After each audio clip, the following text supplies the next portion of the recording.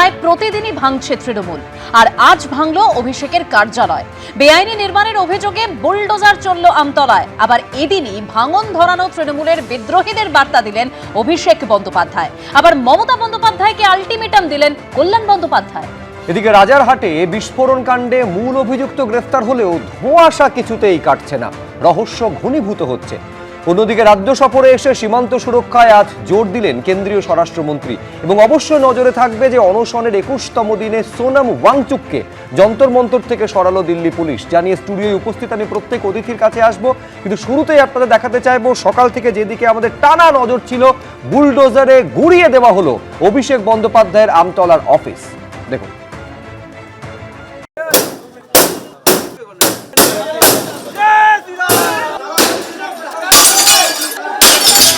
বিপদ তরণের দিনে বিপদের খাঁটিটাকে উপড়ে দেওয়া হবে। আমরা তৈরি হতো শাহজাহান, জাহাঙ্গীর, যারা অবৈধ একটা সন্তান তৈরি করেছিল এই পশ্চিমবাংলা জুড়ে রাজত্ব করার জন্য।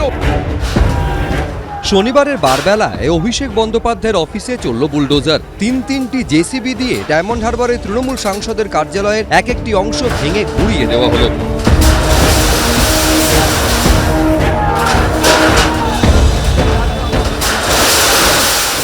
অভিযোগ, দক্ষিণ 24 পরগনার আমতলায় অভিষেক বন্দ্যোপাধ্যায়ের এই অফিসটি বেআইনিভাবে তৈরি করা হয়। এ নিয়ে 15 জুলাই শুনানির জন্য জোড়া নোটিশ দেওয়া হলেও কেউ হাজির হননি বলে প্রশাসনের দাবি। যে এই হচ্ছে দুটি নোটিশ, দেখো, একটা হচ্ছে 30/6/2026, একটা হচ্ছে 7/7/2026, এবং সেই নোটিশে স্পষ্ট করে এখানে লেখা রয়েছে, যেটা নোটিশটা দেওয়া রয়েছে হিয়ারিং নোটিশ, এবং সেখানে Amit Bandyopadhyay, director leaves and bounce private limited, এবং ওনাকে উদ্দেশ্য করে এই নোটিশ এবং হিয়ারিং নোটিশ, এবং সেখানে বলা হচ্ছে এই ঠিকানার কথা উল্লেখ করে প্লট নাম্বার করে 509, 512 এই প্লট নাম্বার, খতিয়ান নাম্বার দিয়ে বলা হচ্ছে যে 15/7/2026 দুপুর 2টোয় হিয়ারিংয়ের জন্য ডাকা হচ্ছে। এরপরই শনিবার বেআইনি নির্মাণ ভাঙতে বুলডোজার দিয়ে শুরু হয় অ্যাকশন। অভিষেক বন্দ্যোপাধ্যায় সাংসদ কার্যালয় ডায়মন্ড হারবারে এই যে 5তলা কার্যালয় রয়েছে, সেই কার্যালয়তে সম্পূর্ণ বন্ধ অবস্থাতে ছিল কার্যালয় নির্বাচনে ফল ঘোষণার পর থেকে, এবং সেই কার্যালয় আজকে সকাল থেকে পুলিশের অ্যাকশন দেখতে পাই আমরা। এবং কিছুক্ষণ আগেও আমরা বলছিলাম যে বিষয়টা জেলা প্রশাসন জানাচ্ছিলেন, তাদের সিদ্ধান্তের কথা কিছুক্ষণের মধ্যে জানাবে। তারা জানিয়েছেন যে এই কার্যালয় যে নির্মাণ হয়েছিল সেই নির্মাণ বেআইনিভাবে হয়েছিল, কোনো রকমভাবে প্ল্যান ছিল না বলে প্রশাসনের দাবি। এখানে যে অবৈধভাবে যে বিল্ডিংটা লিভস অ্যান্ড বাউন্সের নামে করেছেন, কোনো কিছু পারমিশন নেই, যে অবৈধভাবে বিল্ডিং করেছেন, 5তলা বিল্ডিং লিভস অ্যান্ড বাউন্সের নামে যেটা ছিল সেইটাকে ভাঙার জন্য প্রশাসন ডিস্ট্রিক্ট ম্যাজিস্ট্রেট নির্দেশ দিয়েছেন। শনিবার অভিষেক বন্দ্যোপাধ্যায়ের আমতলার অফিস ভাঙা শুরু হতেই উচ্ছ্বাসে ফেটে পড়েন এলাকার বিজেপি কর্মীদের একাংশ।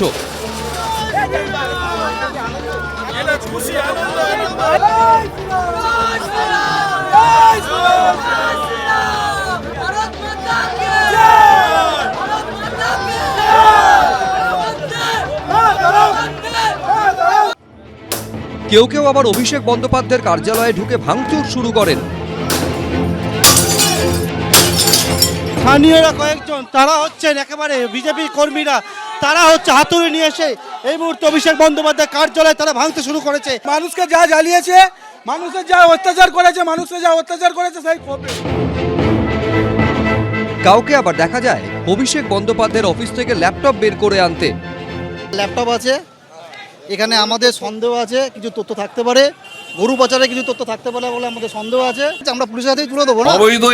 অবৈধ এমপি অফিস, ও এখানটায় এই রাতারাতি একটা বেকারিকে পুড়িয়ে, সেই বেকারিটাকে পুড়িয়ে ওই 4তলা অবৈধ বিল্ডিংটা করে, যার কোনো পারমিশন ছিল না, এবং ওই জমিটা কেনা হয় লিভস অ্যান্ড বাউন্সের নামে। সেই জমিটাকে ইডি সিজ করে গেছে। আর যারা বলছেন অবৈধ, 15 তারিখ হিয়ারিং এর জন্য ডাকা হয়েছিল, সেখানেও আমাদের প্রতিনিধিরা গেছিল, এবং কিসের বেসিসে কমপ্লেনটা ফাইল হয়েছে সেই কমপ্লেনের কপি জেলা প্রশাসন দিতে পারেনি। অভিষেক বন্দ্যোপাধ্যায়ের অফিসে বুলডোজার চলাকালীন এলাকার এক পঞ্চায়েত সদস্যকে ঘিরে নতুন করে উত্তেজনা তৈরি হয়। ওই তৃণমূলের পঞ্চায়েত সদস্যের পিছু ধাওয়া করে তাকে হঠানো হয়।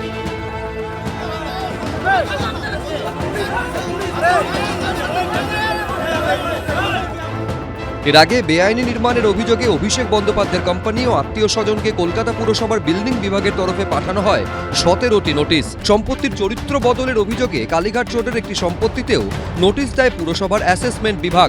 এবার সেই একই বেআইনি নির্মাণের অভিযোগে ভাঙা হলো অভিষেক বন্দ্যোপাধ্যায়ের সাংসদ কার্যালয়। পার্থপ্রতিম ঘোষ, এবিপি আনন্দ।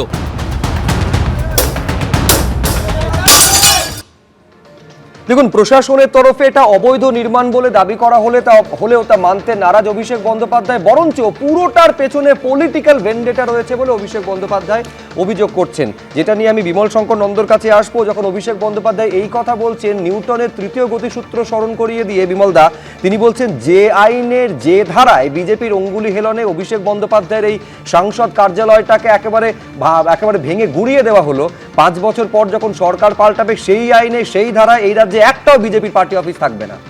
এখনো অবধি মানে এই যে কি বলে না, মানে এর রক্তে রয়েছে ওই লোককে হুমকি দেওয়া। এর তো ভাষণগুলো দেখেছি, হুমকি ছাড়া কথা বলতে পারে না, সামান্যতম স্যাটায়ার করে না, হেসে কথা বলে না, ওর প্রতিটি কথার মধ্যে হুমকি থাকে। আমার মনে হয় বাড়ির লোককে বলবো একটু সাইকোলজিক্যাল ট্রিটমেন্ট করাতে, ওর কিছু সমস্যা আছে। যাই হোক, সে তার বাড়ির লোকজন বুঝবে। আমি একটা পরিষ্কার কথা বলি, কিছুদিন পরে তো জেলে ঢুকবে, তারপর দাদু হয়ে জেল থেকে বেরোবে, তার আগে আর বেরোতে হবে না। 5 বছরের স্বপ্ন আর দেখতে হবে না, ওটা 50 বছরের স্বপ্ন দেখো গিয়ে।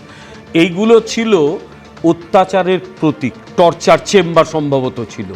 একটা বেকারির জায়গাকে নিয়ে ওরা ওখানে তৈরি করেছিল এরকম একটা বিল্ডিং, যে বিল্ডিংয়ের না ছিল কোনো রকম স্যাংশন, না কোনো বিল্ডিং প্ল্যান, নিজের মতো করে ওখানে বিল্ডিং বানিয়ে দিয়েছিল।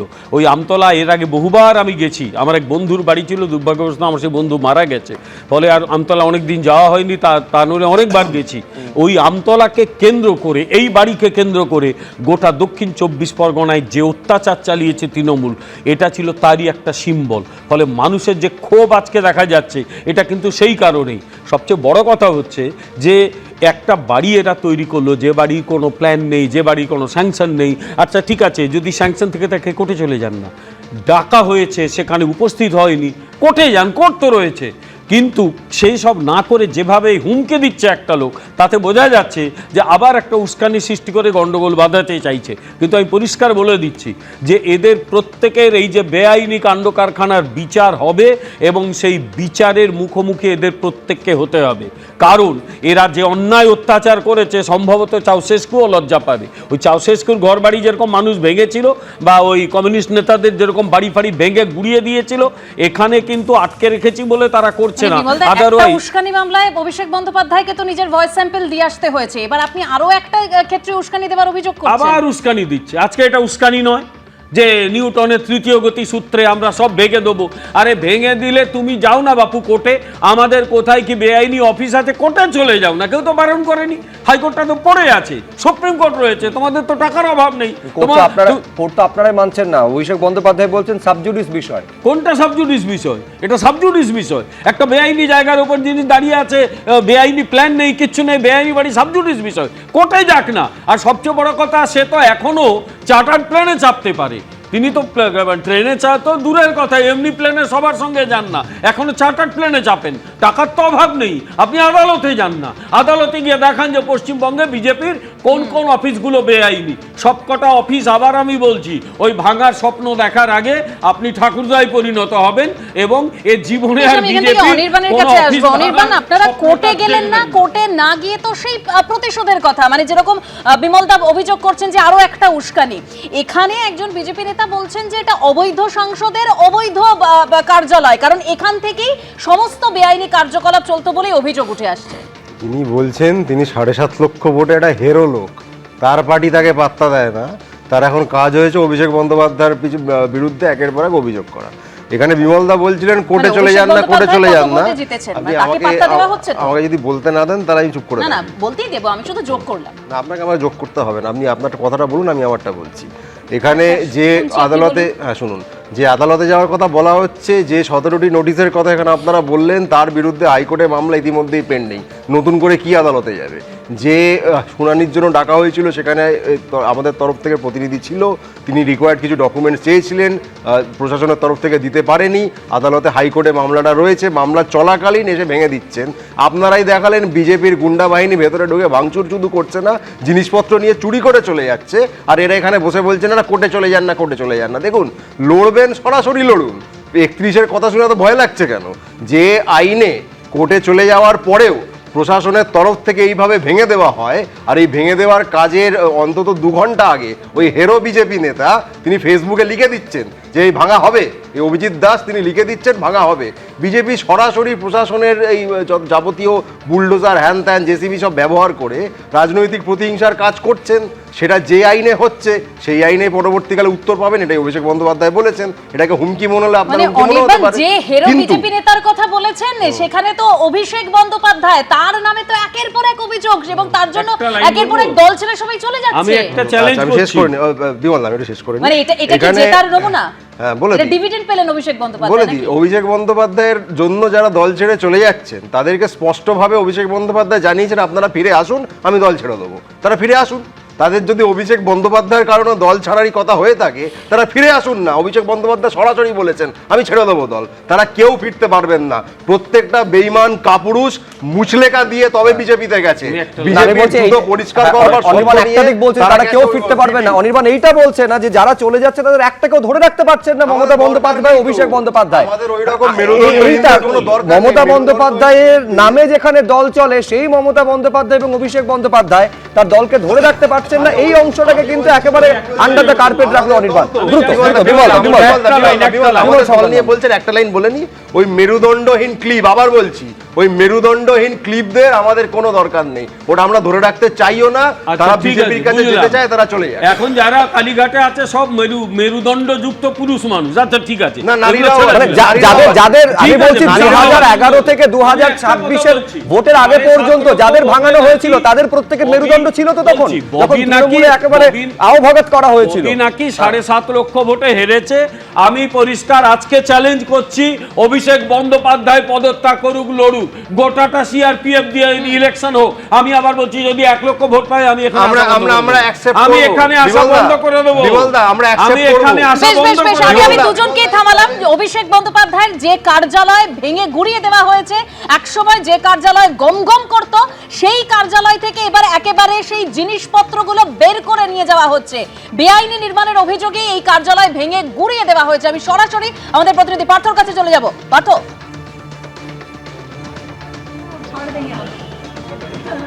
প্রথমেই দেখাবো এই মুহূর্তে যে ছবিটা, সেটা হচ্ছে যে কার্যালয়, সেই কার্যালয়ের মধ্যে থেকে প্রচুর এরকম সরঞ্জাম যেগুলো রয়েছে, হচ্ছে সোফা থেকে শুরু করে, চেয়ার থেকে শুরু করে, ফ্যান থেকে শুরু করে এইরকম প্রচুর জিনিসপত্র যেটা হচ্ছে এই কার্যালয় জুড়ে রয়েছে, সেই সবটা কিন্তু বের করে নিয়ে যাওয়া হচ্ছে এবং বিডিও অফিসে সেগুলোকে নিয়ে গিয়ে রাখা হবে। এবং এরকম পরপর গাড়ি এসছে। আমার সহকর্মী সন্দীপকে দেখাতে বলবো আরও ছবিটা, সেটা হচ্ছে এই যে কার্যালয় রয়েছে, সেই কার্যালয়ে বিভিন্ন জিনিসপত্র রাখা রয়েছে। অভিষেক বন্দ্যোপাধ্যায়ের কার্যালয়, সেই কার্যালয়ে দেখতে পাচ্ছ বড়, প্রথমে দেখাবো সোফা, এখানে একটা সোফা নিয়ে আসা হচ্ছে, সেটা বার করা হচ্ছে। তার পাশে হচ্ছে সেখানে ফ্রিজ রয়েছে দেখতে পাচ্ছি, এবং ফ্রিজের পাশে দেখাবো ফায়ার এক্সটিংগুইশার, সেটা রয়েছে, গ্যাস সিলিন্ডার রয়েছে, গ্যাস রয়েছে, ভ্যাকুয়াম ক্লিনার রয়েছে, এবং সেগুলো কিন্তু এই সবটা যে 5তলা যে জায়গায়, এটা হচ্ছে 5তলা যে কার্যালয় রয়েছে সেখান থেকে বের করা হচ্ছে। একাধিক রুম রয়েছে এবং সেই সমস্ত বেডরুম রয়েছে, সেখানে কিছু খাটও রয়েছে তেমনটা তারা বলছেন। সেই সবটা এখান থেকে কিন্তু বের করে নিয়ে যাওয়া হবে। প্রথমে হচ্ছে যে সারা রাত ধরে যেমনটা জানতে পারছি যে সমস্ত জিনিসপত্র রয়েছে সেই সমস্ত জিনিসপত্র অভিষেক বন্দ্যোপাধ্যায়ের কার্যালয় থেকে বর্তমানে বের করা হচ্ছে, এবং তার জন্য আলোর একটা ব্যবস্থা এখানে করা হয়েছে। বাইরের দিকে ছবিটা দেখাবো, আলোর ব্যবস্থা করা হয়েছে এবং আলোর ব্যবস্থা এখানে করা হয়েছে, এবং সেই আলোর ব্যবস্থা করে এখানে কিন্তু যে জিনিসপত্র রয়েছে এই 5তলা বিল্ডিংয়ে, সেই 5তলা বিল্ডিংয়ে যে জায়গায় আমরা রয়েছি সেখানে হচ্ছে সেই যে এক হচ্ছে দেখো যে বুলডোজার এখনও পর্যন্ত এখানে রয়েছে, আলোর ব্যবস্থা করা হয়েছে করে সারা রাত ধরে তাদের এই যে বিল্ডিং ভাঙার কাজ, বিল্ডিং থেকে জিনিসপত্র বের করার কাজ, সেটা কিন্তু চলবে সারা রাত ধরে, তেমনটা আমরা জানতে পারছি। একেবারে পার্থ, যে ছবিটা আমাদের দেখাচ্ছে যে কৃত্রিম আলোর ব্যবস্থা করে, এক তো হচ্ছে ভেতরে যা কিছু সামগ্রী ছিল, এর আগে আপনাদের দেখিয়েছিলাম যে প্রচুর চটের বস্তা আনা হয়েছিল, 16টা ট্রাঙ্ক আনা হয়েছিল, সেইগুলোতে করে যাবতীয় চেয়ার টেবিল ইত্যাদি যা কিছু রয়েছে সব সেগুলো সেখান থেকে বের করে নিয়ে আসা হচ্ছে। আপনাদের মনে থাকবে এইটা হচ্ছে সেই পার্টি অফিস যেখানে সিপিএম ত্যাগ করার পরে প্রতীকুর রহমানকে এই পার্টি অফিস থেকেই কিন্তু অভিষেক বন্দ্যোপাধ্যায় দলীয় পতাকা ধরিয়েছিলেন এবং তারপর বেরিয়ে এসে সাংবাদিকদের মুখোমুখি হয়েছিলেন। কিন্তু আমি এইখানে দর্শকদের সামনে রাখবো যে এইটা নিয়ে এই যে দলীয় কার্যালয় বা সাংসদ এমপি অফিস সেটাকে ভাঙা নিয়ে দিনভর রাজনৈতিক চাপানুতো শুরু হয়েছে। প্রতিহিংসা রাজনীতি বলে সরাসরি অভিযোগ করেছেন অভিষেক বন্দ্যোপাধ্যায়। পাল্টা অগ্নিমিত্রা পাল কি বললেন এই প্রতিবেদনে রাখবো। এই কার্যালয় থেকেই নিজের সংসদীয় এলাকায় কাজ পরিচালনা করতেন অভিষেক বন্দ্যোপাধ্যায়, অথচ কাগজে কলমে বিল্ডিং নথিভুক্ত করা হয়েছিল লিপস অ্যান্ড বাউন্সের নামে।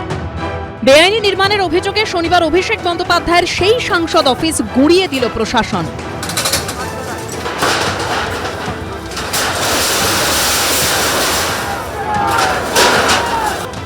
অভিযোগ, এই বিল্ডিংয়েই বেআইনিভাবে তৈরি করা হয়েছিল সাংসদ অফিস। প্রশাসনের দাবি, এই বহুতলের নেই কোনো বিল্ডিং প্ল্যান, এমনকি নেই কোনো নির্মাণের অনুমোদন। লিপস অ্যান্ড বাউন্স তৃণমূল কংগ্রেসের দলের নাম রাজনৈতিক পার্টি হিসাবে ব্যবহার করে তারা সর্বত্র একটা দুর্নীতির বাস্তুতন্ত্র গড়ে তুলেছিল। লিপস অ্যান্ড বাউন্স এবং তৃণমূল কংগ্রেস একে অপরের পরিপূরক। এরা দুজন মিলেই একটা দুর্নীতির চক্র তৈরি করেছিল। স্বাভাবিকভাবেই রাজ্যে ক্ষমতা চলে যাবার পর এই বিষয়গুলো আরও নতুন করে সামনে আসছে। প্রমাণ করবে, সেহেতু কোর্টে যদি প্রমাণ করে আইনের পথে চলবে। অন্যায় হয়ে থাকলে অন্যায়ের তো একটা তার তো জায়গা আছে প্রতিবাদ করার, সেই জায়গায় যাবে, নিশ্চয়ই যাবে, যার অধিকার আছে। সুর চড়িয়েছে কালীঘাট তৃণমূল। পার্টি অফিস ভাঙা হলে কোনো পার্টির মেম্বারেরই তো ভালো লাগার কথা না, বিশেষ করে যদি আপনার পার্টির কোনো পদাধিকারের অফিস ভাঙে। কিন্তু আইন তো আইনের পথে চলবে, যা হচ্ছে হোক, কিন্তু কোনোটাই যেন রাজনৈতিক প্রতিহিংসার জন্য যাতে না হয়। শনিবার অভিষেক বন্দ্যোপাধ্যায়ের অফিস ভাঙা শুরু হতেই ভিড় করে দেখতে আসেন স্থানীয় বাসিন্দা থেকে বিজেপি কর্মীদের একাংশ।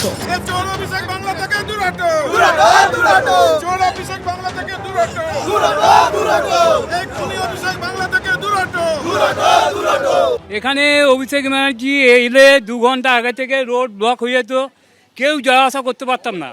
অভিষেক আসা মানে পুরো রোড জ্যাম। আজকে আমরা ভাঙা হতে খুব আনন্দিত, আমরা দেখতে এসেছি। এটা আমরা ছোটবেলা দেখেছি বেকারি ছিল, তারপরে আবার জানতে পারি এটা অভিষেক ব্যানার্জি বড় অফিস। প্রশাসন সূত্রে খবর, অভিষেক বন্দ্যোপাধ্যায়ের সাংসদ কার্যালয় থেকে উদ্ধার করা নথি ও ডিজিটাল ডিভাইস বাজেয়াপ্ত করতে আনা হয় 16টি ট্রাঙ্ক।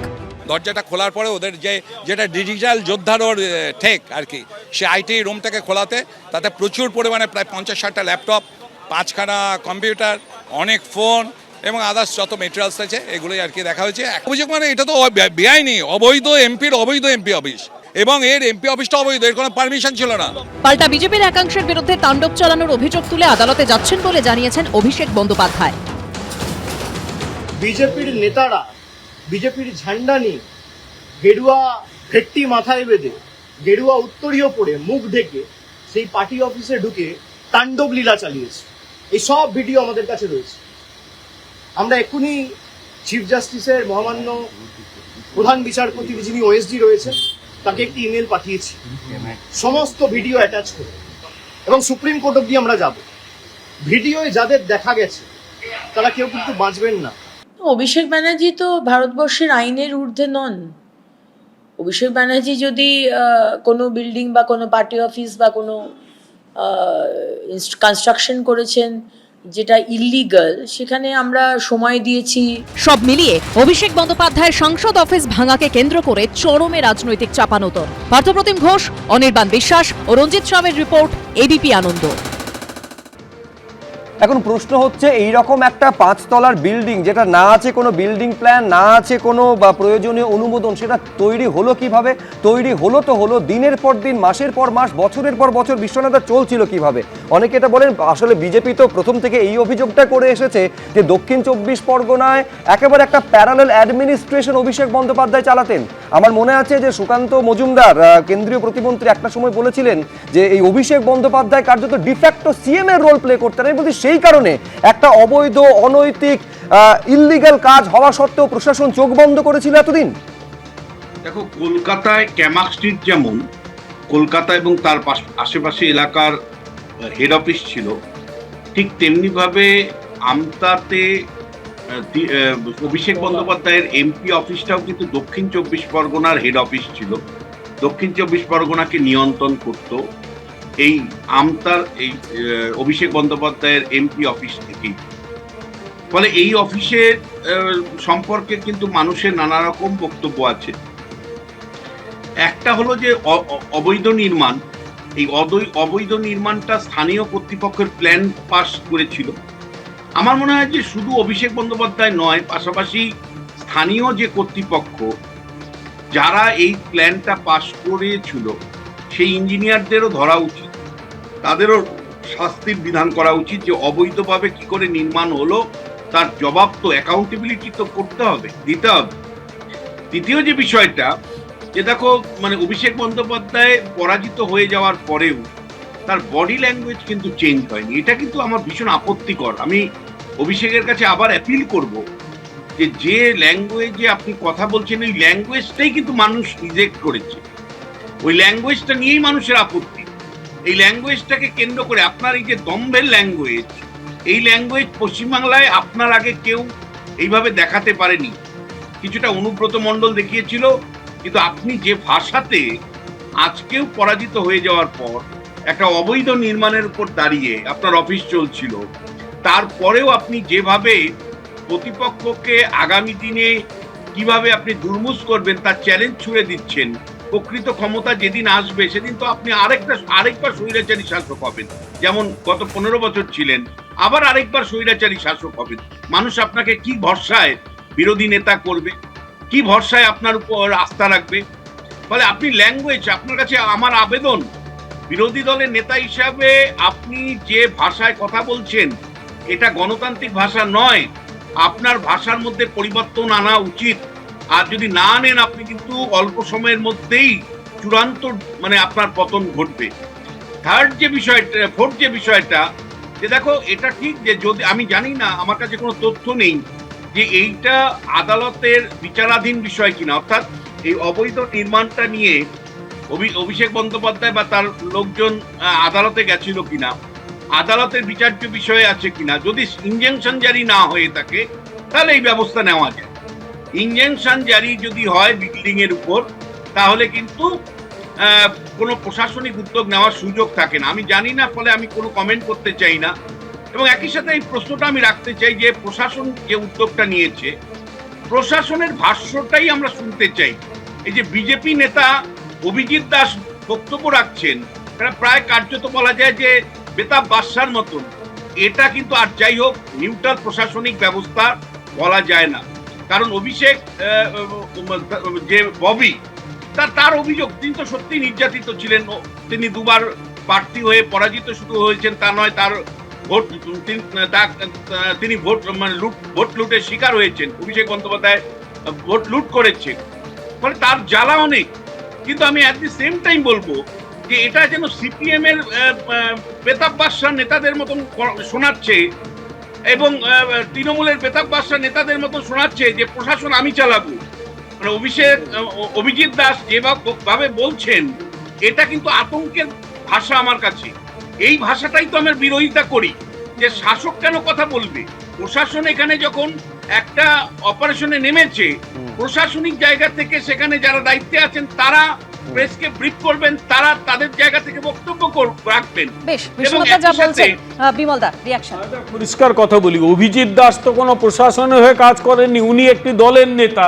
এবং আপনি তো বললেন যে তার যন্ত্রণা রয়েছে, তার ভোট লুট করা হয়েছে, মারধর করা হয়েছে, সেখানে ভোটটাই করতে পারেনি, বারবার আমরা আলোচনা করেছি।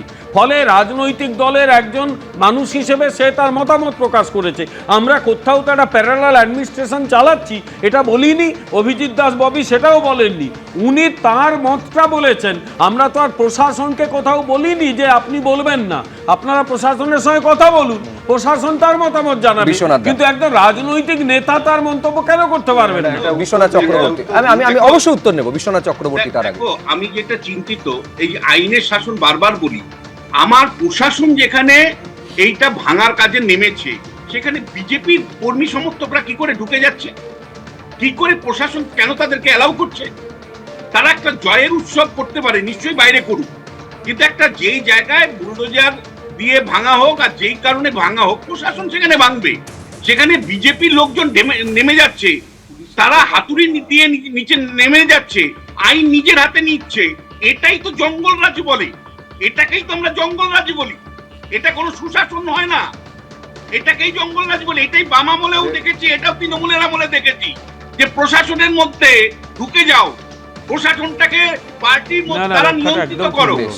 একদম ঠিক ব্যাখ্যা। এইটা হচ্ছে অভিজিৎ দাস ববি তার ফেসবুক পোস্ট, উনি নিজে ডিক্লেয়ার করছেন বেলা 12টা থেকে অপারেশন শুরু এবং তিনি লিখছেন প্রতিশোধের পালা শুরু, প্রতিশোধের পালা। অভিজিৎ দাস ববি তার প্রতিশোধ সেটা নিচ্ছে কিনা প্রশাসন। যদিও এখানে প্রশাসন বলতে আমরা কি দেখলাম, বিজেপির যারা কর্মী বলতে আমার লজ্জা হয়, এরা রাজনৈতিক কর্মী এরা নয়, তারা গলায় গেরুয়া গামছা পরে হাতুড়ি দিয়ে ভেতরে ভাঙছে, একজন ল্যাপটপ তুলে নিয়ে চলে যাচ্ছে, বলছে এটার মধ্যে কি তথ্য আছে আমি নিয়ে চলে গেলাম। এবং অভিজিৎ দাস গিয়ে বলছেন 50-60টা ল্যাপটপ পাওয়া গেছে। উনি এটা বলার কে? এটা একজনও প্রশাসনের কোনো কর্তা ব্যক্তি সামনে এসে বললেন, পুলিশের কেউ বললেন যে আমরা এইগুলো সিজ করেছি, একজন বললেন এটা ইডির নজরে আছে। এখানে ইডির অফিসার কোথায়? আমি এখানে বসে চ্যালেঞ্জ করছি, একটা ল্যাপটপ বা একটা কম্পিউটার কোনো বিজেপি কর্মী যদি নিয়ে গিয়ে থাকে, আমি ক্ষমা চাইবো। উনি বললেন আমি পুলিশের হাতে তুলে দেবো। এটা এটা ওনার এখতিয়ার আছে, ওনার এখতিয়ার আছে পুলিশের হাতে তুলে দেওয়া। আপনার পাশে অফিসার বসে আছে, জিজ্ঞাসা করুন। কারো এখতিয়ারই নেই। যেখানে প্রশাসন বলছে আমরা ঘিরে ধরে ভাঙছি, ওখানে সে তুলতে পারে? তুলে দিতেই পারে, কখনো পারে না। পাশে বসে আছে, জিজ্ঞাসা করুন।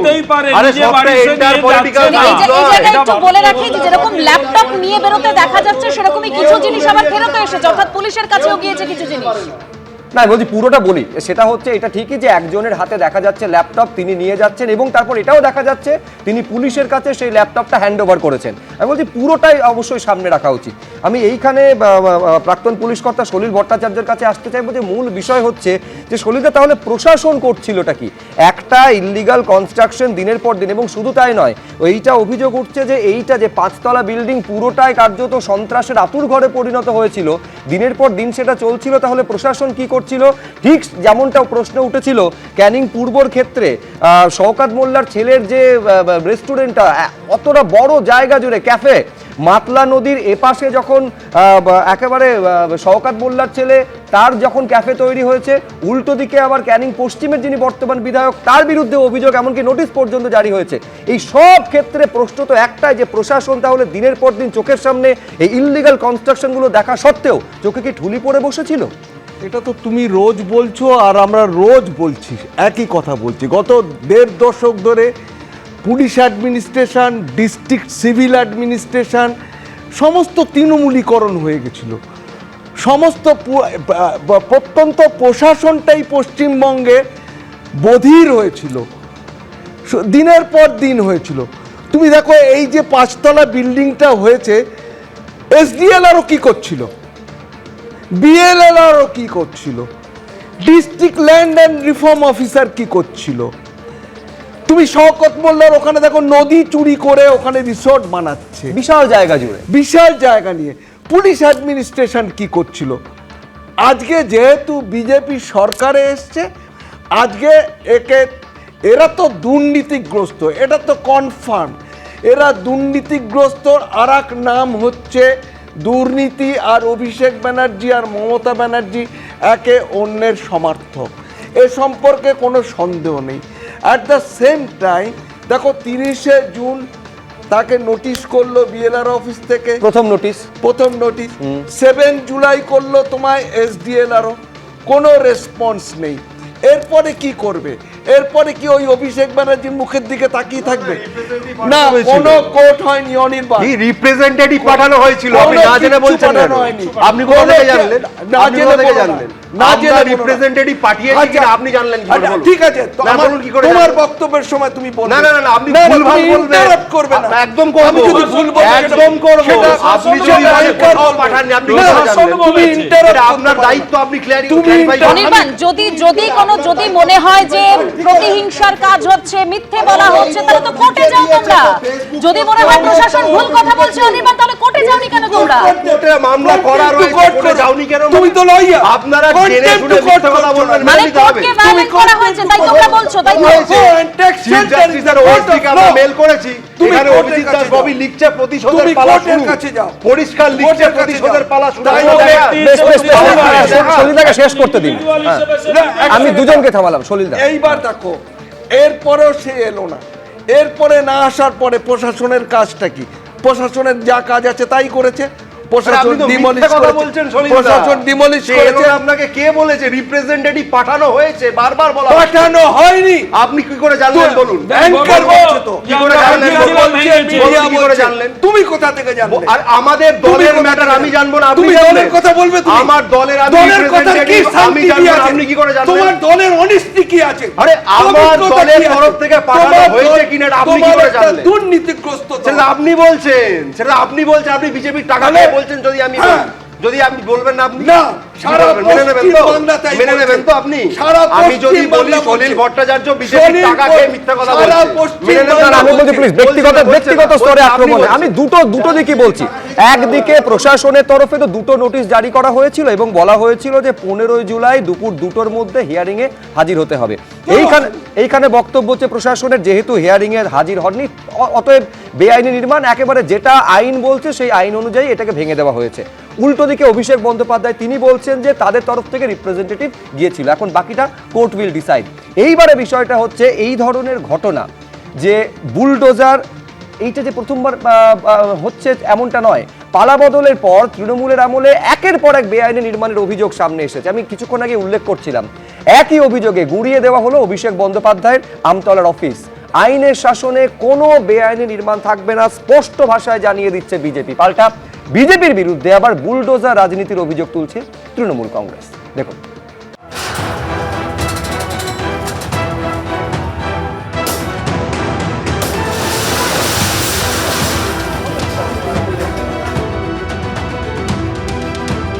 সকাল থেকে সন্ধে পর্যন্ত চলল অভিযান। প্রথমে বুলডোজার দিয়ে গুঁড়িয়ে দেওয়া হলো অভিষেক বন্দ্যোপাধ্যায়ের সংসদ কার্যালয়ের এক একটি করে অংশ।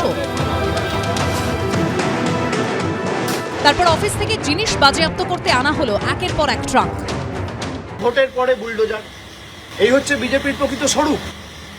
তো যারা ভাবছেন বুলডোজার চালিয়ে তৃণমূল কংগ্রেসকে ধমকে চমকে দমিয়ে রাখবো, তৃণমূল কংগ্রেস আরো শক্তিশালী হবে।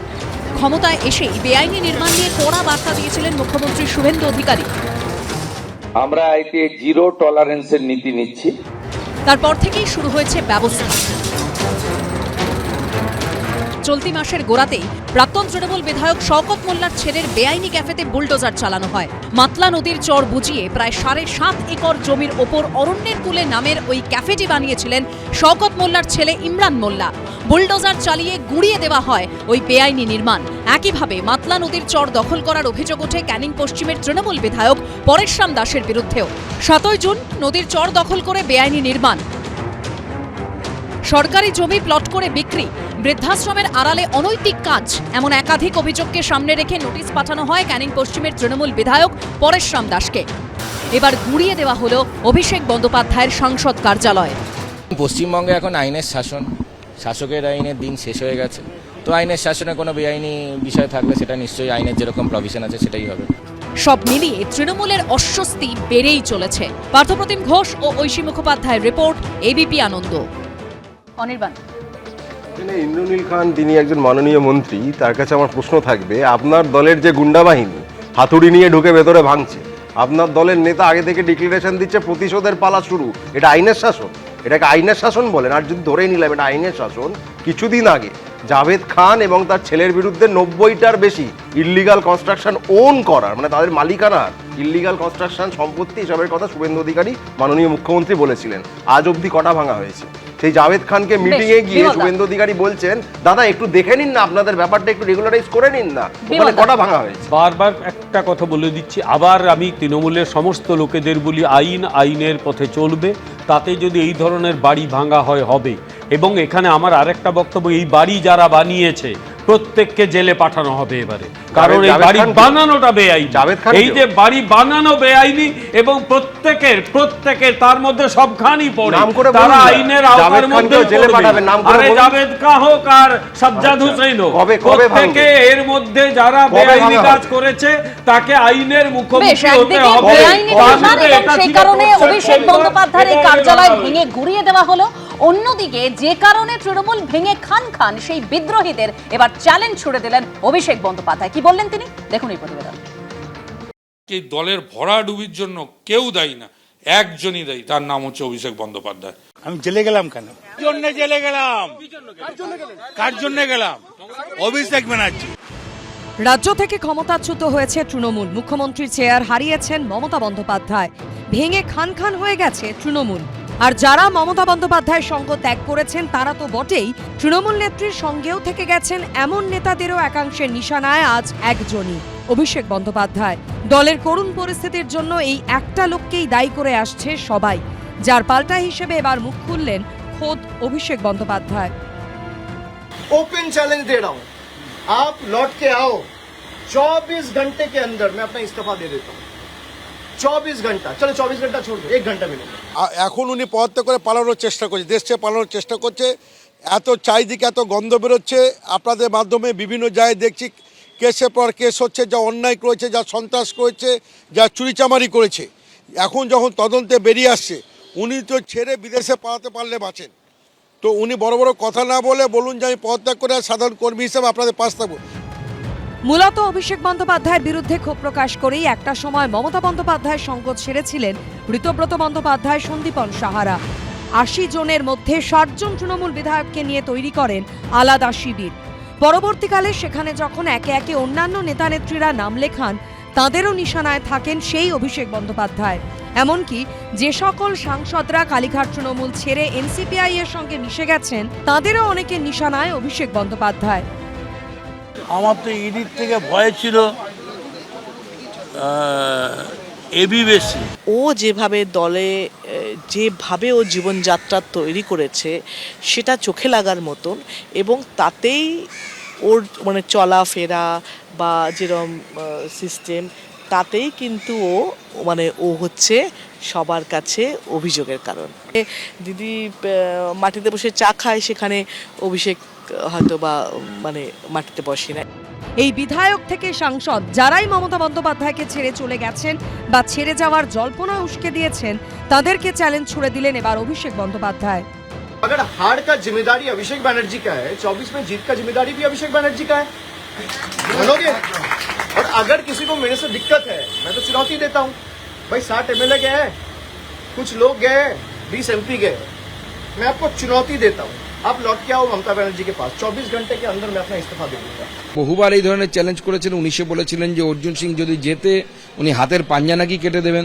তারপরে বলেছিলেন দুর্নীতির যদি কোনো চার্জ বা ওনার বিরুদ্ধে কিছু আসে তাহলে উনি নাকি ফাঁসির মঞ্চ, কাউকে কিছু করতে হবে না, উনিই ফাঁসির মঞ্চ বানাবেন এবং তার সেখান থেকে ফাঁসি নিয়ে নেবেন। তো সমস্ত কিছুই হয়েছে, কোনোটাই উনি করেননি। তো ওনার কথাটা কে বিশ্বাস করবে আমি জানি না, সেটা ওরা তৃণমূলের ভেতরের ব্যাপার। কে বিশ্বাস করে যাবে, কে যাবে না, কে অভিষেকের হাত ধরবে না, কে দিদির হাত ধরবে না, আমাদের জানা নেই। অভিষেক বন্দ্যোপাধ্যায়ের চ্যালেঞ্জ কি গ্রহণ করবেন বিদ্রোহীরা, নাকি তৃণমূল ভাঙতেই থাকবে, সেটাই এখন দেখার। সৌমিত্র রায় ও অরিত্রিক ভট্টাচার্যের রিপোর্ট, এবিপি আনন্দ। দেখুন, এখনো পর্যন্ত যারা মমতা বন্দ্যোপাধ্যায়ের হাত ছেড়েছেন সবাই কিন্তু অভিষেক বন্দ্যোপাধ্যায়কে দায়ী করেছেন। আজকে অত্যন্ত তাৎপর্যপূর্ণভাবে, ইঙ্গিতপূর্ণভাবে অভিষেক বন্দ্যোপাধ্যায় নিজের ইস্তফার কথা বলেছেন, কিন্তু একটা শর্ত বেঁধে দিয়েছেন। আবার দুদিন আগে আপনারা জানেন যে মমতা বন্দ্যোপাধ্যায় এই এত দায়ী করা সত্ত্বেও অভিষেক বন্দ্যোপাধ্যায়কে কার্যত বাঘের সঙ্গে তুলনা করেছেন। অভিষেক বন্দ্যোপাধ্যায়ের বিরুদ্ধে তিনি যে কোনো ব্যবস্থা নেবেন না, এইটা কার্যত তিনি বুঝিয়ে দিয়েছেন। বরং এই কথা বলেছেন যে 21শে জুলাইয়ের মধ্যে যারা যাওয়া তারা যেন তাকে ছেড়ে চলে যেতে পারে, কোনো অসুবিধে নেই। আমি বলছি কারণটা কি বলে মনে হচ্ছে রবীন্দ্রনাথ ভট্টাচার্যের, যে যারা যেতে চাও তারা সবাই চলে যাও, এই বার্তা মমতা বন্দ্যোপাধ্যায় দিচ্ছেন। উল্টো কথা কার্যত অভিষেক বন্দ্যোপাধ্যায় দিচ্ছেন যে তোমরা ফিরে এসো, আমি ইস্তফা দেবো, এই একটা শর্ত বেঁধে দিচ্ছেন। আমি বলছি কৌশলটা কি বলে মনে হচ্ছে আপনার? দেখুন, আমি এটাতে আসছি, তার আগে আমি 1 মিনিট ওই আগের প্রসঙ্গটা নিয়ে বলা দরকার। সেটা হচ্ছে যে অভিষেক বন্দ্যোপাধ্যায় পরিবারের, মানে মমতা বন্দ্যোপাধ্যায় এবং বন্দ্যোপাধ্যায় পরিবারের 14টা বাড়ির ডকুমেন্ট নিয়ে গৌতম দেব 2014 সালে প্রথম দেন, তরুণজ্যোতি তিওয়ারি 2022 সালে অসংখ্য মানে এই যে আয়ের সঙ্গে সঙ্গতিহীন বিরাট পরিমাণ সম্পত্তি এই পরিবারের হলো, সেটা নিয়ে তিনি মামলা করেন এবং সেই মামলা এখনো চলছে। এই পরিস্থিতিতে যে আমি যেটা বুঝেছি, ওখানে যদি পারমিশন দেওয়ার অধিকার ছিল তিনটে লোকের, তিনটে সংস্থার, হয় পঞ্চায়েত অথবা জেলা পরিষদ অথবা Calcutta metropolitan development authority. Notice পাঠানো হয়েছিল, এটা আমরা দেখতে পেয়েছি। শুনতে পেলাম দুজন বিজেপি নেতার মুখ থেকে যে তারা এইটা বলছেন যে এটা অবৈধ সম্পত্তি, কিন্তু এই যে সম্পত্তিটা ভাঙা হবে তার অর্ডারটা, ডিজিটাল ট্রান্সপারেন্সির কথা কিন্তু বারবার সুপ্রিম কোর্ট বলেছে। অর্ডারটা কোথায়, কি কারণে এটা ভাঙা হচ্ছে সেই অর্ডার দেখুন। লিপস অ্যান্ড বাউন্স একটা অবৈধ কোম্পানি, সেই কোম্পানি যত কিছু করেছে, অবৈধ সম্পত্তি তৈরি করেছে, এগুলো আমি জানি। এর অনেক অবৈধ কাজ তার দায়ে অভিষেক বন্দ্যোপাধ্যায় অভিযুক্ত, কিন্তু এই যে অর্ডারটা, এটা কিন্তু আইনের শাসনে দরকার। বারবার করে সুপ্রিম কোর্ট বলেছে, বুলডোজারের বিরুদ্ধে বলেছে এবং ডিজিটাল ট্রান্সপারেন্সির কথা বলেছে। সেই ডিজিটাল ট্রান্সপারেন্সি কোন অর্ডারের ভিত্তিতে, সেই অর্ডারটা কোথায় যে এই কারণে আমাদের বাড়িটা ভেঙে দেওয়া হচ্ছে, সেই অর্ডারটা কেউ আপনারা দেখতে পেয়েছেন? আমি দেখতে পাইনি। এই যে বলছে যে এটা এই ছিল না, ওই ছিল না, এটা তো একটা পরিষ্কার করে লিখিত করে দিয়ে দেওয়া হতো। এই জায়গাতেই আমার ধারণা যে একটা আইনের শাসনের অভাব হচ্ছে এবং এটা যদি চলতে থাকে তাহলে কিন্তু ভবিষ্যতে সাংঘাতিক একটা জায়গায় এই সরকার নিয়ে যাবে, যেখানে তারা যা মনে করছে ইনস্ট্যান্ট জাস্টিস দিয়ে দেবে, রুল অফ ল ভায়োলেটেড হবে। এবার আমি আসছি পরের যে প্রশ্ন। অভিষেক বন্দ্যোপাধ্যায় আজকে যে বক্তব্য বলেছেন, সেই বক্তব্যটা কিন্তু অদ্ভুত একটা কৌশলী বক্তব্য। অভিষেক বন্দ্যোপাধ্যায় ছেড়ে যাব ওই কথা বলেনি, যে আমি এক্ষুনি ছেড়ে যাব বলেনি। উনি বলেছেন আপনাদের যদি অভিযোগ থাকে আমার বিরুদ্ধে, তাহলে জেতার সময়ও তো আমার জিম্মেদারি ছিল, আপনারা চলে আসুন, আমি ছেড়ে দিচ্ছি। এটা কৌশলী বক্তব্য, উনি জানেন ওরা আসবেন না। দেখুন, অভিষেক বন্দ্যোপাধ্যায়ের নামে কারিকারি অভিযোগ আমরা জানি, এবং সেই কারিকারি অভিযোগের ভিত্তিতে যে বিজেপি সরকার কোনোদিন তাকে গ্রেপ্তার করবে না সেটাও আমরা বুঝতে পারছি। শুধু এই যে নাটক বা রঙ্গ খেলা চলছে, এর পরিপ্রেক্ষিতেই উনার যে এই যে মুখে গলার যে তেজ, সেই তেজ তার কারণ হচ্ছে বিজেপি একটি বারের জন্য তাকে কাস্টডি ইন্টারোগেশনও করেনি, বা তাকে তো কোনোদিন জেলে ঢোকানোর চেষ্টাই করেনি। হাজারটা এফআইআর, উনি নিজেই বলছেন কতগুলো এফআইআর আমি জানি না, হাইকোর্টের কাছে আমি জানতে চাইছি আমার বিরুদ্ধে কতগুলো এফআইআর আছে।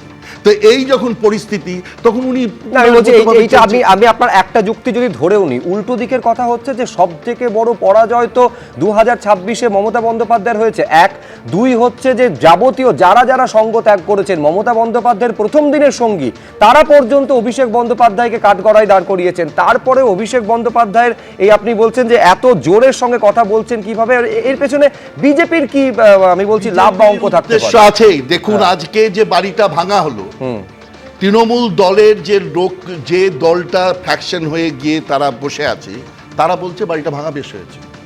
এই বাড়িটা ভাঙা বেশ হয়েছে একটা তৃণমূল দলের 60 জন বিধায়ক যদি বলে, বিজেপির লাভ। পশ্চিমবঙ্গে বিরোধিতা যদি শেষ করে দেওয়া যায় তাহলে বিজেপির লাভ, এবং সেই বিরোধিতা জোর করে নয়, তারা তো তাদের নিজেদের নানা রকম কলঙ্ক কাহিনী ঢাকার জন্য এখানে এসছে। একটা লোকের বিরুদ্ধে এমন কোনো অভিযোগ, মানে এমএলএ, কাউন্সিলর, এমপি বা পদাধিকারী অনুব্রত মণ্ডল, কাউকে আপনি দেখাতে পারবেন না যার গায়ে দুর্গন্ধ নেই। ওরা আবার সন্দীপন শাহ বলছেন দুর্গন্ধ বেরিয়েছে চতুর্দিকে। গন্ধ কাদের জন্য বেরোলো দাদা? আপনারা যদি গন্ধ না বের করতেন তাহলে গন্ধটা কাদের জন্য বেরোতো? তো তাদেরকে যদি ঢুকিয়ে রাখেন এবং বিজেপি যদি তাদেরকে হাতে পেয়ে যায়, সেই ওয়াশিং মেশিন। এবং অভিষেক বন্দ্যোপাধ্যায়কে মমতা বন্দ্যোপাধ্যায় ছাড়তে চাইছেন না, এটা তো ঘটনা যে ছাড়তে চাইছেন না। কেন, তার ব্যবসায়িক স্বার্থ আছে না কি স্বার্থ আছে আমি সেটা বুঝতে পারছি না, কিন্তু এটা ঘটনা যে ছাড়লেও উনি যদি প্রস্তাব করে তাহলে অর্থাৎ মানে যে মেশিনে ঢুকলে একেবারে তদন্ত থমকে যায়, কোনো রকম তদন্ত হয় না কোথাও, কি সেই ওয়াশিং মেশিনেই এই বিদ্রোহীরা ঝাঁপিয়েছে এবং সেখানে গোটাটাই বিজেপির লাভ। বিমলদা, একটা কথা বলি, সেটা হচ্ছে তার মানে একটা জিনিস রবীন্দ্রনাথ ভট্টাচার্য ধরে নিচ্ছেন যে এই তৃণমূল দলে যত কটা ছিল সব কটাই অসৎ, চোর, চিটিংবাজ, গুন্ডা, বদমাস, এটা প্রথমে ধরে নিতে হবে। 1, এটা নিয়ে সন্দেহের কোনো জায়গা নেই। গোটা দলটা একদম চোরের নোংরাতে ভর্তি, মানে মানব সভ্যতা গণতন্ত্রের লজ্জা হচ্ছে এই দলটা। এক, দুই, দ্বিতীয় কথা, যারা এই দলটাকে ঘৃণা করেছে এই দল ছেড়ে চলে এসেছে, থাকতে পারেনি, বেরিয়ে এসছে, যারা একটু ভালো থাকতে চেয়েছে, বলেছে এই দলে থাকার দরকার আবার নেই, টিকিটও পেয়ে গেছে, তারা বেরিয়ে এসছে, তারা থাকতে চায়নি। তৃতীয় কথা হচ্ছে বিজেপি তৃণমূলীকরণ হবে না। আমার দলের কেন্দ্রীয় নেতৃত্ব তাদের প্রয়োজন অনুযায়ী যদি করে, আমার তো কোনো অসুবিধা হচ্ছে না। বাকিদের কি অসুবিধা হচ্ছে আমি বুঝতে পারছি না। আমরা তো কোনো আপত্তি করছি না যে হ্যাঁ কিচ্ছু অসুবিধা হচ্ছে না, বিজেপির লোকজন ধরে নিয়েছে, কিছু পলিটিক্যাল অ্যানালিস্টরা এত কষ্ট হচ্ছে আমি বুঝতে পারছি না। নীলেন্দ্রবাবু কি বলছেন? আমার পরিষ্কার একটা কথা বলি, আমাকে যারা জেলে ভরেছে সাধারণ কর্মীরা জানে কেন্দ্রীয় নেতৃত্ব তাদের মতো ডিসিশন নেয়, একটা সংগঠিত শক্তি হিসেবে আমাদের মেনে নিতে হয়, ওটা আমরা মেনে নিয়েছি, আমরা মেনে নিচ্ছি, ওদের খুব অসুবিধা হচ্ছে, এটা ছেড়ে কারণ এদের বিরুদ্ধেই তো আরেকটা কথা বলছি, এই চুরির বিরুদ্ধে কাটমানির বিরুদ্ধে ভোট দিয়েছিলাম, পাঠানো হবে না হবে that will be decided by the administration. Administration ঠিক পথে এগোচ্ছে, আগামী দিনে কাউকে অ্যারেস্ট করা হবে না এরকম কোনো ইয়ে দিয়ে নেয়নি বিজেপি, আর বিজেপি অ্যারেস্ট করে না, করবে প্রশাসন। বিজেপি অ্যারেস্ট কি করবে? পুলিশের বাড়ি অ্যারেস্ট করবে? এটা কি তৃণমূল হয়েছে নাকি? লোককে মেরে ঢুকিয়ে দেবে? এটা বিজেপি।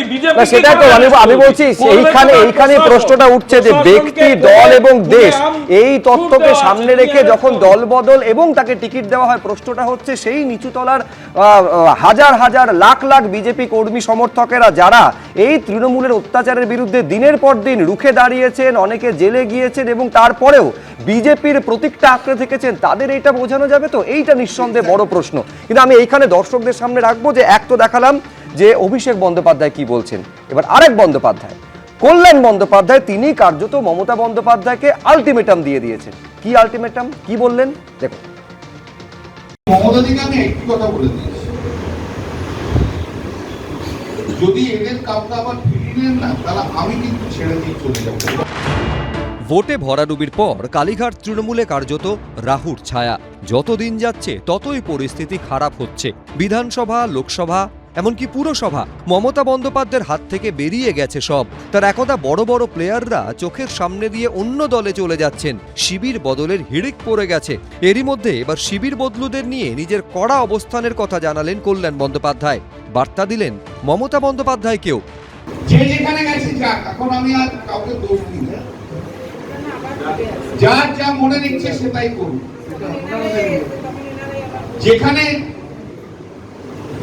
যেখানে যে ভালো থাকে সে সেখানেই ভালো থাকে। কিন্তু মমতাদিকে আমি একটি কথা বলে দিয়েছি, যদি এদের কাউকে আবার ফিরিয়ে নেন না, তাহলে আমি কিন্তু ছেড়ে দিয়ে চলে যাবো। আমি থাকবো না, আমি পাবলিকলি বলবো যে এই লোকগুলো যদি ফিরে দিয়েছেন আপনি, আমি আপনার সঙ্গে থাকবো।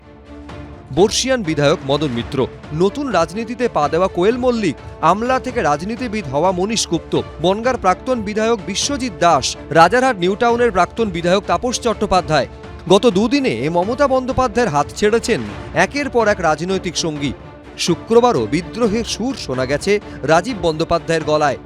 আর এরই মধ্যে বাঁকুড়ায় 21শে জুলাইয়ের প্রস্তুতি বৈঠকে গিয়ে শিবির বদলুদের তীব্র ভাষায় নিশানা করলেন কল্যাণ বন্দ্যোপাধ্যায়। এর মধ্যে তো ইলেকশন নির্বাচন হবে, বিধানসভা নির্বাচনে অন্য যদি রেজাল্ট হয় তার জন্য আমাকে অন্য জায়গায় চলে যেতে হবে, মানে এ তো ভাবা যাচ্ছে না, সব লজিক কখনো পাওয়া যাচ্ছে। আমরা টিকিটের জন্য নয়, আমরা একটা অন্যায়ের বিরুদ্ধে প্রতিবাদ করছি। আমরা দলবদ্ধ যারা আছি সকলে যে আগামী দিনে বিধায়ক হব বা নির্বাচনে লড়াই করব, এটা আমাদের লক্ষ্য নয়। আমাদের অন্যায়ের বিরুদ্ধে আমাদের প্রতিবাদ, এক নায়কতন্ত্রের বিরুদ্ধে আমাদের প্রতিবাদ। এদিকে একদা সতীর্থদের বিরুদ্ধে এদিনই মারাত্মক অভিযোগ করেছেন শ্রীরামপুরের সাংসদ। এবং এই বিজেপি আজকে ক্ষমতায় আসার জন্য আমাদের দলের অনেকের হাত রয়েছে, যারা ভেতরে ভেতরে বিজেপি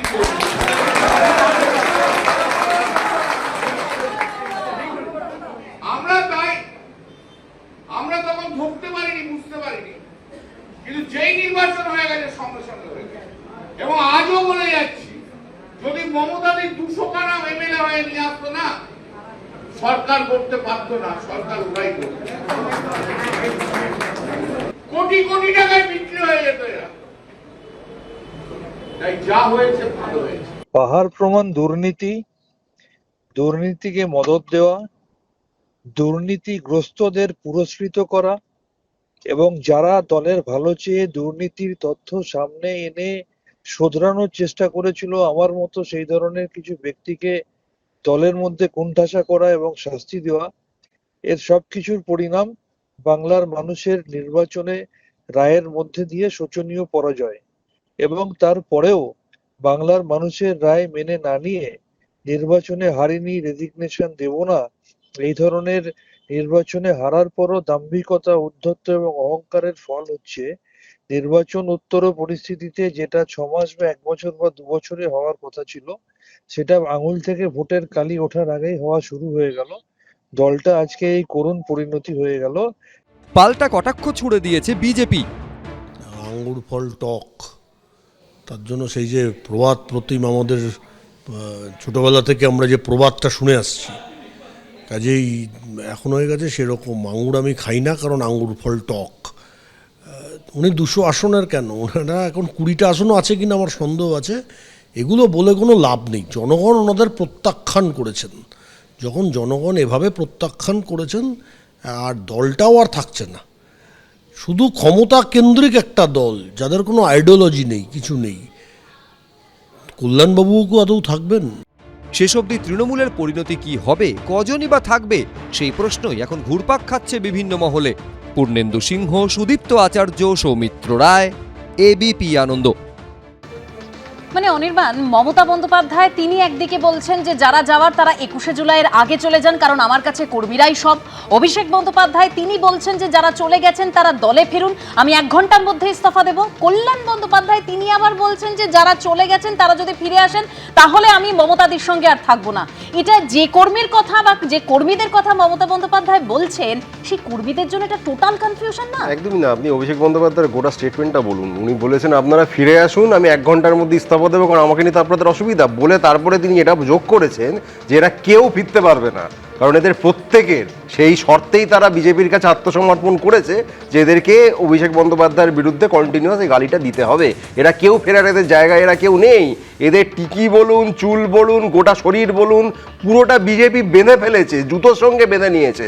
যখন বলবে এই চাট, এরা চেটে বিজেপির জুতো পরিষ্কার করবে। এরা ফিরবে, এদের ক্ষমতাই নেই, ফেরা তো দূরের কথা। এরা দেখবেন এই তোতা পাখির মতো এক কথা বলে যাবে। কোন দিন বলবে আমার অম্বল হচ্ছে অভিষেকের জন্য, কেউ বলবে আমি ঘুম ঠিকঠাক হচ্ছে না অভিষেকের জন্য, কেউ বলবে সূর্যটা পশ্চিম দিকে উঠলো অভিষেকের জন্য। এদেরকে বরাত দেওয়া হয়েছে যে তোদেরকে প্রত্যেক দিন যেমন বলবো তেমনি বলবি, যেমন নাচাবো তেমনি নাচবি। এরা কেউ এরা ফেরার জায়গায় নেই কারণ এরা নিজেদের আর ইচ্ছার তাদের মালিক তারা নয়। আর একটা জিনিস আমি অ্যাড করবো, শতাব্দী রায় মাননীয় সাংসদ, সম্ভবত 3 বার না 4 বার তিনি সাংসদ হয়েছেন, তিনি অভিষেক বন্দ্যোপাধ্যায়ের বিরুদ্ধে তিনি ক্ষোভ প্রকাশ করছেন। হতে পারে তার ক্ষোভ আছে। আপনি বলুন তো কারো বিরুদ্ধে ক্ষোভের জন্য আমার রাজনৈতিক অবস্থানটাই বদলে গেল? আমি বিজেপি বিরোধী ভোট নিয়ে এখন সংসদে গিয়ে আমি বিজেপিকে সমর্থন করব একজনের উপর আমার রাগ হয়েছে বলে? এটা কেউ বিশ্বাস করবে? আপনার যদি বিজেপিকে সমর্থন করার হয় আপনি এমনি করুন, বিজেপি করার হয় এমনি করুন, এত নাটক করবার দরকার নেই। একটা জিনিস সবাই মেনে নিচ্ছে, বিজেপির কত বড় ক্ষমতা বলো তো। উঠতে বললে উঠছে, বসতে বললে বসতে। বুদ্ধদেব ভট্টাচার্যের কথা ধার করে বলি, উঠতে বললে উঠছে, বসতে বললে বসছে। অর্থাৎ এই দলটা কিভাবে টপ টু বটম একেবারে গুণ ধরে গেছিল, ফলে তোলা যায় বসানো যায়। আচ্ছা, যখন কল্যাণ বন্দ্যোপাধ্যায় খেপে যান তখন বুঝতে হবে ম্যাটার ইজ সামথিং সিরিয়াস, কি সিরিয়াস টার্ন নিয়েছে। তা নাহলে উনি অন্তত এই ধরনের কথা বলেন না। আসলে এই তৃণমূলের মধ্যে না প্রত্যেকের কোথাও কোথাও কষ্ট রয়েছে। এই কল্যাণ বন্দ্যোপাধ্যায় সম্পর্কে নাকি শুনেছি মানে কলকাতা হাইকোর্টে 2 লাইনের খুব কবিতা শোনা হতো, মাতাল তোমায় জানতে হবে, আগামীকে মানতে হবে। ওনাকে সেটা সহ্য করতে হয়েছে। এই কল্যাণ বন্দ্যোপাধ্যায় সম্পর্কে আরেকজন মহিলা যিনি এমপি, তিনি যা যা কথা বলেছেন তাকে সেটা গিলতে হয়েছে, তাকে তার পদ থেকে সরানো হয়েছে, তাকে সেটা গিলতে হয়েছে। এখন সুযোগ পেয়েছেন তিনিও পাল্টা দিচ্ছেন। আসলে গোটা দলটা আবার আমি বলছি সেই মহিলা এমপিকে পাশে নিয়েই কিন্তু সাংবাদিক বৈঠক করেছেন কল্যাণ বন্দ্যোপাধ্যায়। দ্রুত বিশ্বনাথ চক্রবর্তী কিছু বলতে চাইছেন। আমি একটাই শুধু আমার কাছে অবাক লাগছে, লাস্ট 1 মাস ধরে আমি তোমার স্টুডিওতে যখনই বসছি, বিজেপির তরফ থেকে যারা আসছেন তারা ঋতব্রতদের ডিজোন করতে পারছে না।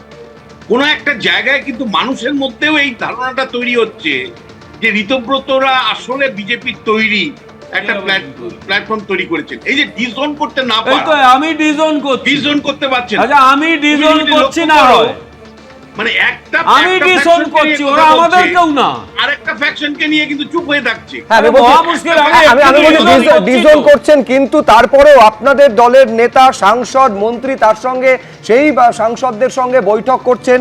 আচ্ছা আজকে একেবারে দল ছেড়ে অন্য দল গঠন করেছে। আমি বলছি বারবার দরজা খুলে যাচ্ছে, শুধু তাই নয় তাদের পর্যন্ত স্বীকৃতি পর্যন্ত দেওয়া হচ্ছে। এইটা ছবিটা একবার দেখুন। এইবারে কে স্বীকার করছেন, কে ডিজোন করছেন, এই তরজার মধ্যে যে স্বীকারোক্তিটা খোদ বিজেপির নির্বাচিত জনপ্রতিনিধির মুখে শোনা গেছে তা নিঃসন্দেহে শোরগোল ফেলে দিয়েছে রাজ্য জুড়ে। আমি বলছি পাণ্ডবেশ্বরের বিজেপি বিধায়কের কথা। কি বলেছেন? 15 साल में तृणमूल कांग्रेस का लोग जितना बड़ा गुंडा बना था, 2 महीना में हमारा आदमी लोग उससे ज्यादा बड़ा गुंडा बनने का कोशिश कर रहा है। তিনি বিজেপির বিধায়ক, আর তার অভিযোগের তীর বিজেপির দিকেই। স্থানীয় বিজেপি নেতা কর্মীদের বিরুদ্ধে এবার চাঁদা তোলাবাজি নিয়ে মারাত্মক অভিযোগ করলেন পাণ্ডবেশ্বরের বিজেপি বিধায়ক জিতেন্দ্র तिवारी। आदमी का जीना मुश्किल कर दिया है हमारा पार्टी का आदमी लोग। वो लोग महीना में 4 गो क्वार्टर दखल करता था, तो 1 हफ्ता में 4 क्वार्टर दखल कर रहा है। जहां से मन वहीं से चंदा ले रहा है लोग।